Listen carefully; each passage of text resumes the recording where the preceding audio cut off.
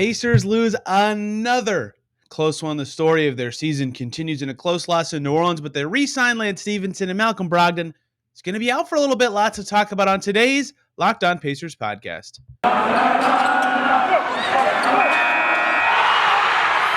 You are Locked On Pacers, your daily Indiana Pacers podcast, part of the Locked On Podcast Network, your team every day.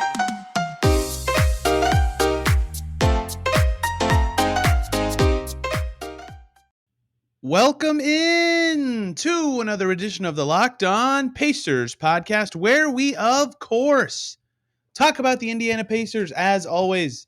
My name's Tony East. I cover the team for Forbes and the West Side Community News, and today we are talking about another close Pacers loss. The story of their season continues. Their 13th loss by 4 points or less, this time at the hands of the New Orleans Pelicans in New Orleans, and yet these losses are not ones that any fan's going to be bothered by. The young guys played well. They're not expected to win with so many starters missing the game. Caris LeVert did return for this one. It was a fine loss from where the Pacers season is going. They would have liked to win. This team always is liking to win, but they did not win. We'll talk about the game.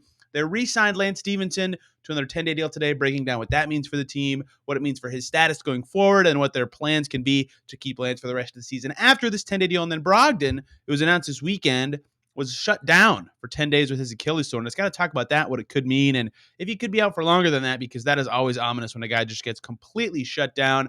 Let's start with the game now. You know how I am on Locked On Pacers. The games are always the most important story. Pacers fall to New Orleans, 117-113. And this game was really close the entire way. The biggest lead for either team was 8, and it was back and forth, 12 lead changes. The longest run was only 10, which seems kind of large, but in the modern NBA is not much. It was a really back and forth and interesting affair. And really, had the Pacers not stunk it up with a 17-point third quarter, they would have won because they scored 30 or more in all the rest of the quarters.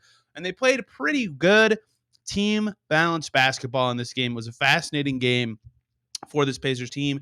Caris LeVert returns from his calf injury and played 32 minutes, 19 points for him, but it took him 21 shots to get there, so not the most efficient night for him. And he shot well from 3. It was his inside the arc game that was suffering. He couldn't get as good of screens without Turner or Sabonis playing in this game, so he was just a little off, but he was still good, 8 assists and 19 points. That was the big thing for me to start this game is, how's LeVert going to look inserted with this youth group? Because last year, LeVert, as the only ball handler, like the lead guy, was really good. He'd been averaging almost 25 points per game in his last 10 prior to this one, and he still played well. 19-8 is nothing to shrug at or nothing, bad or anything like that, but it took him 21 shots to get there. He wasn't finishing well inside the arc. So that was one story of the game, is his return, and he was fine. I think he'll ease into it a little more, but these are big games for him and the Pacers, right? He is, reportedly on the trade block, and there's a lot of teams that do, in fact, have interest in him, some of which I've talked about on the show.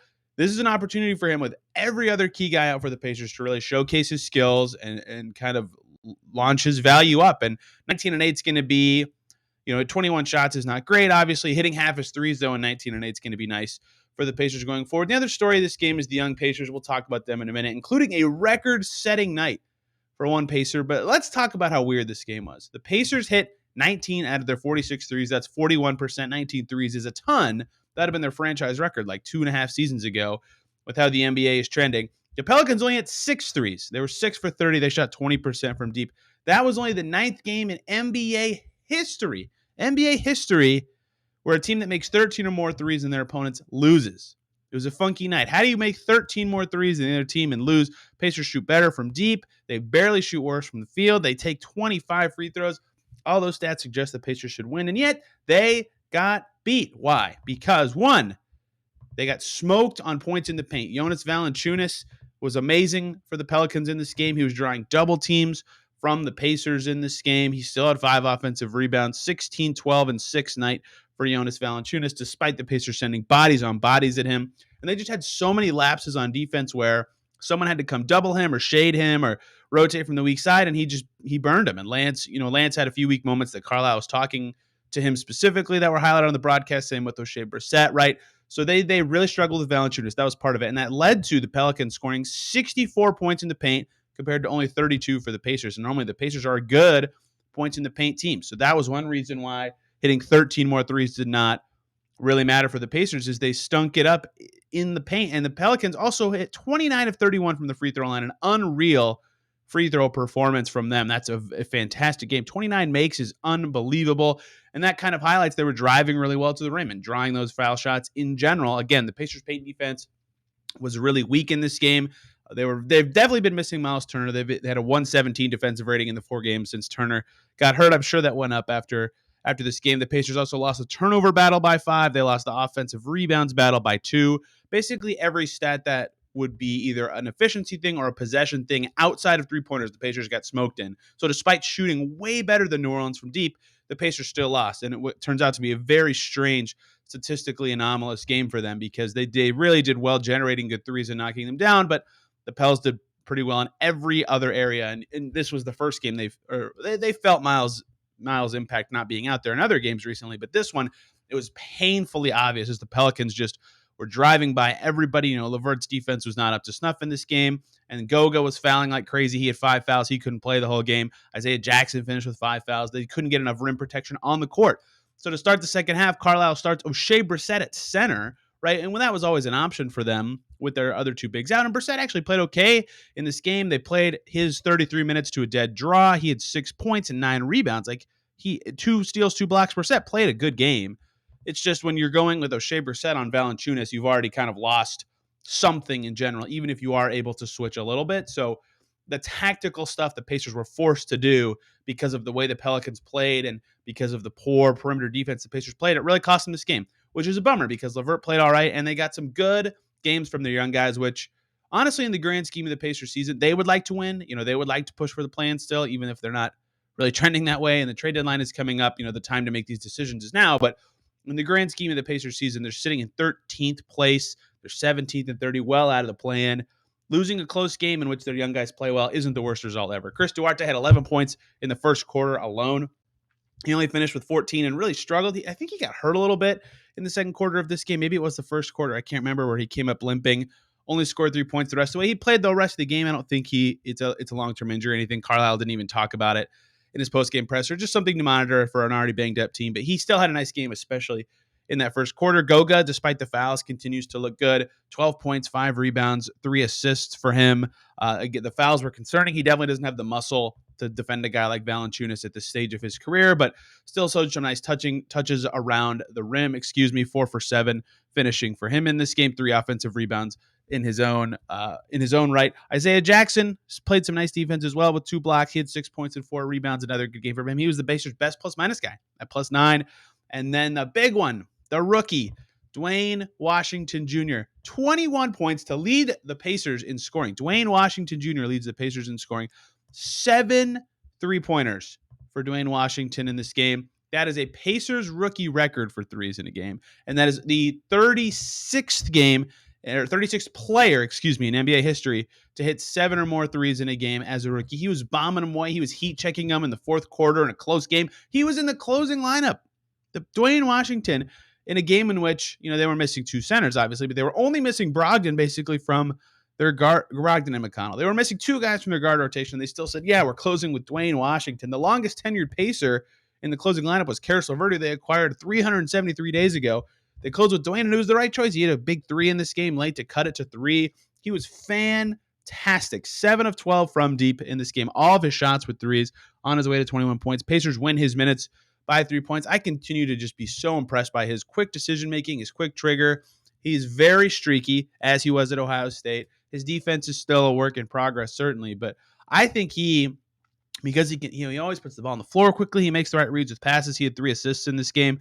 I still think he can be a promising offensive prospect for this team. I don't know if he's necessarily ever a rotation level guy, but oh man, I think he's got a future in the league as a guy you take a flyer on a couple years in a row and see what you got with him. And he continued to prove why in this game with a very impressive 7-3 night. He deserves to be the story of the game to me. I mean, a Pacers rookie record obviously deserves to be a story. Something that's only been done 30-something times in NBA history obviously deserves to be a story. And it made it this far in my game recap because so much stuff happened between LeVert returning and the crazy statistical game, another young guy stepping up. So a promising road trip and game for the Pacers in general. 2-3, given their competition and given who's out, is pretty good. And they got to see the young guys play a lot and play pretty well. So even though they're still a little bit struggling and limping into the trade deadline timing, at least they had a promising road trip and have a little more confidence in their youth going forward. So not the worst thing ever for the Pacers.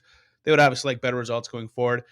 And we'll talk about those on coming shows. But now we got to talk about some stuff they did off the court, including re-signing Lance Stephenson today. So let's talk about that. But first, let's talk about the good folks over at PrizePicks. So I've been telling you about on this show for months. And if you haven't signed up yet, now is the perfect time. For a limited time, PrizePicks has an exclusive no-brainer of an offer for all of our users.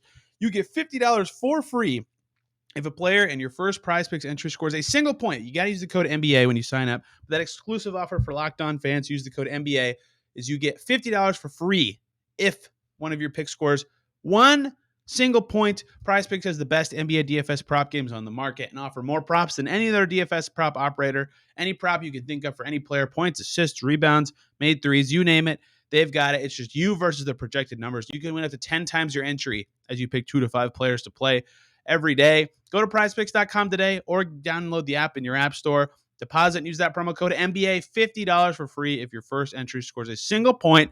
PrizePicks is daily fantasy made easy. Thank you for making Locked On Pacers your first listen every single day. Why not make Locked On Pelicans your second listen today to hear about the win from the opposing side? But let's talk about Lance Stephenson right now, who signed a second standard 10-day contract with the Pacers right before the day of this game. I'm sorry if this terminology for these 10 days is very confusing. It was his fourth 10-day of the season with the Pacers. The first 2 were hardship exception 10 days. The most recent 2 have been standard 10 days that count against the salary cap. Yes, that's very confusing. No, I don't expect anyone to actually know the difference between those. Lance is back for 10 more days. And if you've been listening to the show for a few weeks, you knew that I expected and predicted this is exactly what the Pacers would do. Basically, what happens here is his 10-day money is not fully guaranteed, which sucks for Lance if he gets hurt, and the Pacers kind of stringing him along. Certainly sucks, but he was out of the league for a while and doesn't have a lot of leverage here. But that said, the reason this is happening and continues to happen is when a guy gets cut on a 10-day contract, there's no waiver process. It's just over. So the Pacers, who we are 2 weeks from the trade deadline, basically, we're 1 day away from it being 2 weeks from the trade deadline, which is crazy, right? They would like flexibility because they can easily now, at the drop of a hat, for the next 10 days, create a roster spot to make a lopsided trade or to bring in some money or to do something extra in a deal that gives them added flexibility before they have to decide on Lance's future for the rest of the season. That's why they like the 10 days. And then after the trade is done, they can reshuffle their roster and bring Lance right back. You know, Bob Kravitz from The Athletic was at the last Pacers home game, and he asked Rick straight up, do you think you want Lance to be on the team for the rest of the season? And Carlisle said, sure, right? That kind of tips the whole thing. We kind of knew that. He's infused some life into this team and energy into this fan base. And like, yeah, he deserves to be on the team the rest of the season. And for a game like tonight where they play the Pelicans, he was the backup point guard. He was ahead of Kiefer Sykes in the rotation. He played pretty well, again, dishing out 5 assists in this game, right? So even if they needed to cut someone, it would probably be Sykes anyways if Lance had a fully guaranteed deal. He doesn't right now, so it's obviously it'd be him on his 10-day and then they just bring him back. But, you know, if it came to that, they'd keep him over Sykes. He's already playing over Kiefer Sykes in the rotation. But the reason they gave him the 10 days is all about flexibility because now they have the option to pull, even if they think Lance is going to be on the team the whole rest of the season, they can pull his deal, make the trade, shuffle the roster after the trade, and then bring Lance right back. No penalties to do that. That has always been the blueprint for these 10 days for the Pacers and Lance, even if it is extremely awkward to have to continue to string him along and keep signing him to new deals and having all this stuff go on. That's why this is happening. Have no doubts, fans, unless he gets hurt in the next 10 days or something crazy happens, like Kiefer Sykes turns into one of the best players in the league.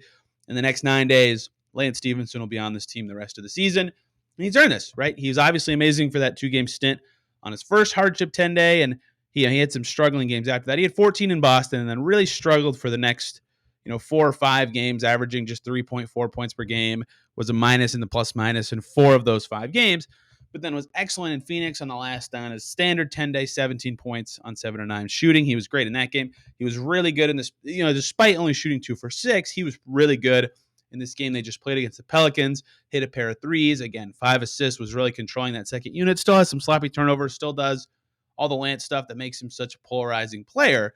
But clearly he has a role on this team that needs the jolt of energy, that needs the fan favorite, and needs a guy who can be invariably good and bad sometimes. Like, this is a rare situation, even where I a guy who's not necessarily the biggest fan of Lance's game, is like, yes, he deserves a spot on this team. He deserves this backup point guard role. He's filled it very well.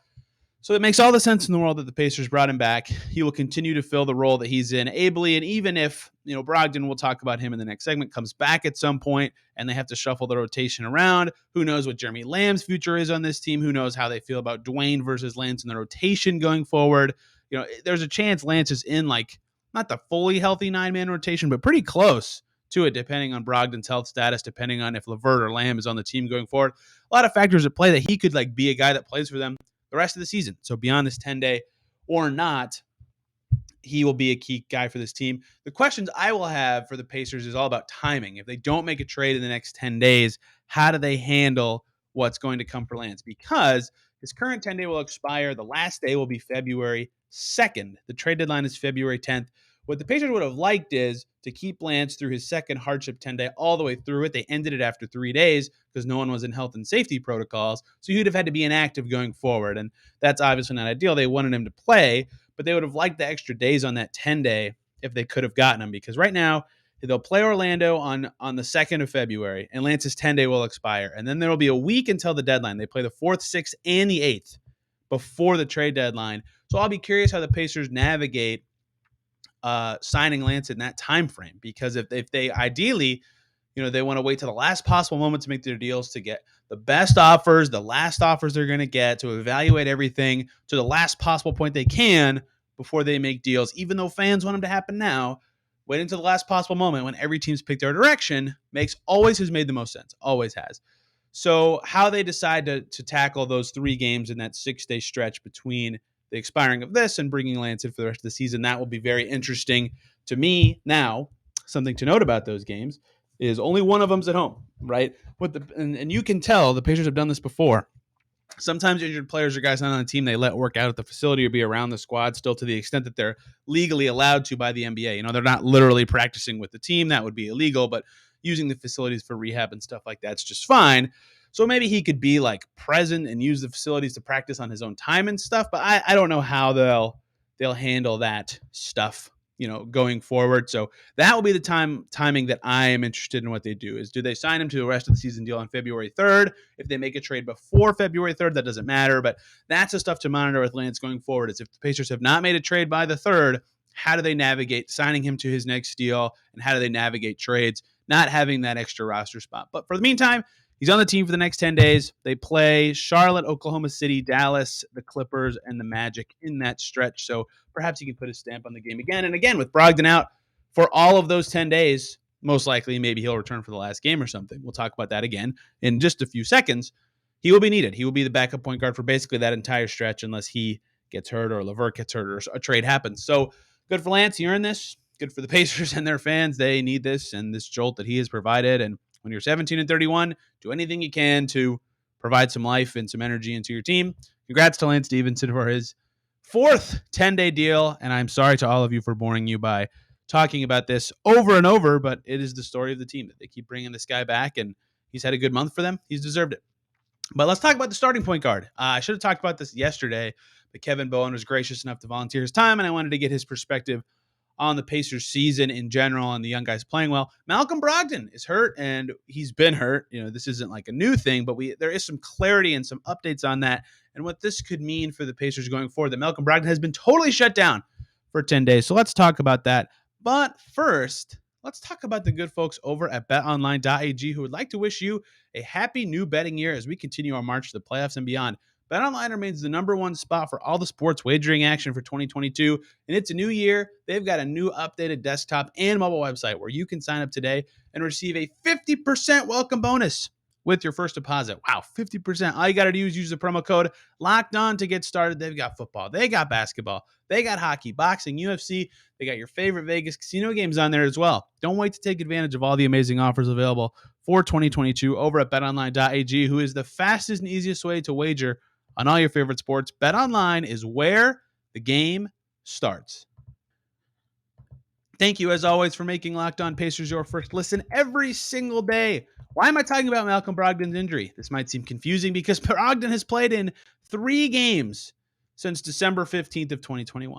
right? We're going on 40 days where Brogdon has played 3 days. What is the new update here? We've known he has his Achilles soreness. And in 2 of those games, right, he played against Miami for 1 quarter and played 8 minutes. Then he played 17 minutes against Boston and barely played in the second half. The Lakers game last week was the exception where he played the full game and was mostly in the rotation, although his minutes were clearly lowered at only 26. What is the update here? He's only played 3 games. His season has been weird. The update is we learned before the Phoenix game that they are shutting down. This is as of January 22nd, which is key for this timeline. The Pacers are just shutting down completely Brogdon for 10 days, right? The exact quote from Carlisle was Malcolm is going to shut down for 10 days at minimum to begin a program to aggressively rehab his Achilles situation. We haven't made the progress that we need to make. That much is obviously clear. I mean, again, he's only played 3 games in like 40 days. So they need to make more progress to get him out there. And quite frankly, for a 17-30 team that's getting some interesting contributions from their guys that can feature Karis LeVert, that can now play their guards more minutes leading up to the deadline, this isn't the worst thing ever to have him shut down, especially if he can only play in bursts anyway. And he was very good against the Lakers. He prompted a whole segment from me talking about how good he can be when he plays because he was so impressive in that game. But it's not a bad thing for the Pacers that this is the route that they have to go, but it is a bad thing that Brogdon is dealing with an Achilles injury. Achilles are very scary to deal with. In fact, when Brogdon was speaking at practice, he said the worst injury that he could have is a ruptured Achilles, right? And that's why he's being so cautious about all this. And he was practicing almost every day, not in a full capacity necessarily, and like trying to go through game work and trying to play, right? That's why he played on that game on December 21st against Miami and then kind of not re-aggravated, but got hurt again. And then he didn't play again for about 20 days against Boston, right? He was always questionable and people always get annoyed when he doesn't play, whatever. But the reason they were so cautious is because it is literally the worst injury he could have to rupture that Achilles. Like it is a years-long thing. So he was being really cautious. He talked about it. He was gracious enough to be available despite being injured after practice one day last week. And he said, just being cautious. That's what this is about, being cautious, because he probably could like play a little bit, but it is not worth it to rupture that Achilles. That's what he talked about. He also said it's all about pain management. It's all about continuing to go in the right direction. You just don't want days where you're taking steps backwards. So I kind of think that's what Carlisle was saying when he said it hasn't healed the way they wanted. Is they had a few days in a row where they felt like he wasn't progressing towards getting to 100% or towards being a guy that can play every day. There's no point of having him practice. They're playing all right. The deadline's coming up. Just chill out for a little bit, maybe even till the break, right? The All-Star break is like 2-3 weeks away, basically, right? Maybe just shut him down till then. I don't know what they're thinking exactly, but Carlisle said on January 22nd, they're shutting him down for 10 days. That's basically the rest of the month, right? February 1st is when that 10 days ban is up. I highly doubt that on that day they'll just be like, yep, he's ready to go. Great. That's when they reevaluate him and will come out and say, yes, this is how Malcolm's feeling and how we're handling that going forward.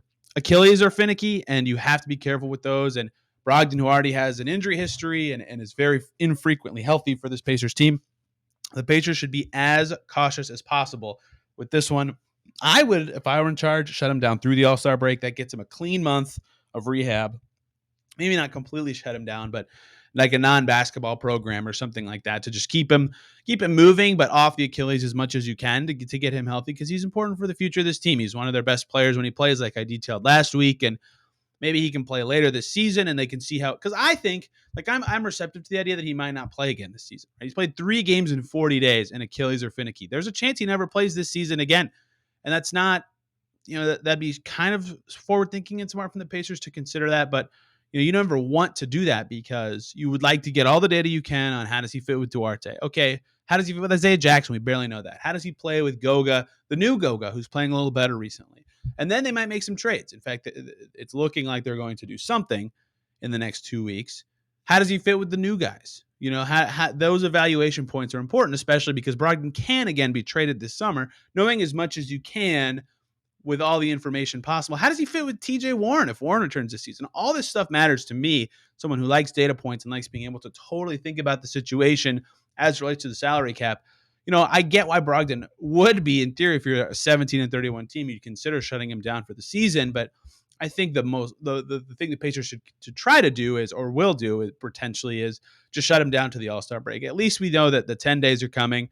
And in that meantime, we'll continue to see, LeVert, as long as he's healthy, do some point guard duty. Duarte will play more. Lance will play more. Duarte's been playing very well recently, right? So on the bright side of this, they get a lot from their young guys. They get to feature a fan favorite a little more. They get to feature LeVert a little more with the deadline coming up. Those are all good silver linings, but obviously having Brogdon play for a team with winning aspirations would be better. So we'll see how the healing goes. This won't be able to be updated or fully discussed until February starts on how they're going to tread forward with this. But in my opinion, they should just shut him down until the All-Star break. And after the break, once they have their team situation figured out and they know what the deal with him is, they can properly assess what they need to do with the Achilles going forward. Because the worst possible outcome from this is a ruptured Achilles or a torn Achilles or anything like that. Those just take so long to recover from. So that's where I stand on all that. That's the latest update on the Brogdon Injury Chronicles. And instead of just having him be in limbo and having us ask every game, hey, Rick, is Malcolm going to play today?